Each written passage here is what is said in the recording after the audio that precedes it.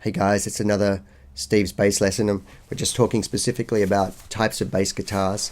We're talking about the P bass here, which I told you in last episode meant P for prisoner, and they were made originally by prisoners of war. After the war ended, of course, Fender couldn't use prisoners of war anymore, so they had to use real prisoners, just ordinary convicts in regular prisons in America. You may remember the movie Jailhouse Rock.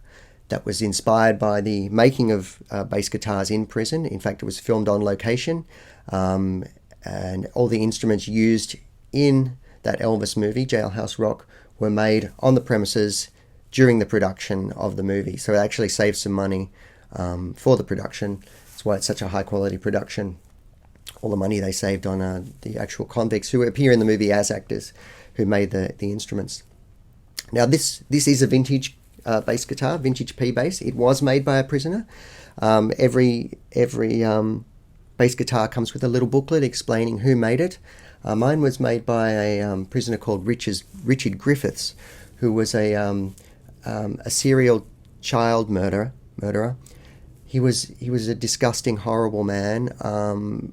He deserved to die in the electric chair, which he did. He thoroughly deserved it. Despicable human being. I hope he never meets my children. Well, he won't meet my children because he's dead, as I said. Well, I hope he never meets them in heaven or hell, wherever they end up. I don't want them to meet Richard Griffiths, but I will bequeath this instrument to them because it is a beautiful piece of art. It's impossible to think that those same hands that would use to strangle a child could be used to make such an exquisite instrument. You think those two hands that went around a child's neck and squeezed the life out of it actually constructed a guitar neck that is, without peer. So Richard Griffiths, I salute you, but I also hate you for what you did. So that's the prisoner era. Eventually, civil rights groups decided that using prisoners for cheap labor was not a good thing, and fair enough too. Fair enough.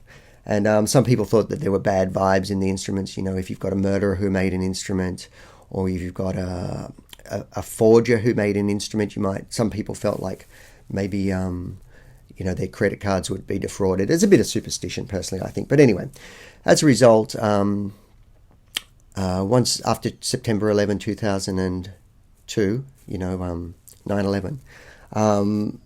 They started to use prisoners in Guantanamo Bay to produce bass guitars. They were free. So these, now the modern generation, are made by terrorists. And look, they're pretty good and they're not great.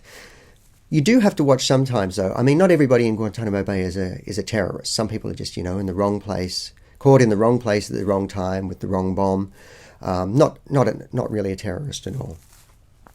But some of them, they think they're real terrorists. They're the real deal, and they're still continuing their reign of terror from Guantanamo Bay. So what you might find is on a modern instrument, which I don't even pick one up anymore, that down in these frets, the high frets, which are very seldom used, you might use those once every 2 years. Up here, you probably use once every 18 months or so. Like that last fret, you might use once every 5 years. Well, what you're finding with some of these terrorists, they're actually putting razor blades as these last frets. You don't know about it. You play your guitar for 3 years, and then suddenly you've got to hit that high note, and your once in a 5-year note, and your finger goes down and just splits up the middle on that razor blade, and that's why I will never use a modern terrorist-based P bass.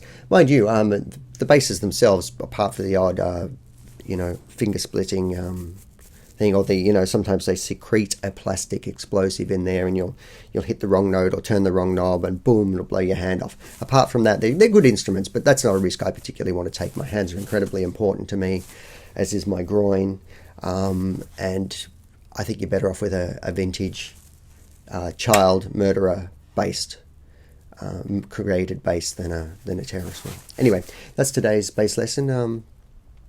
Be cool.